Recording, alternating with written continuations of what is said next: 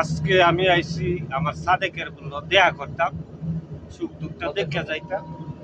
এখন সাদেকে আনিয়া তুলিয়া দিছে আমার তরমুজ, একটু খাইয়া দেখে লই। কত স্বাদ কে! স্বাদ সেই রকম হইছে, সেই রকম স্বাদ। কত স্বাদ কে! মিয়া মিয়া মিয়া মিয়া মিয়া মিয়া মিয়া মিয়া কুল্লু মিয়া মিয়া। মাশাআল্লাহ মাশাআল্লাহ মাশাআল্লাহ।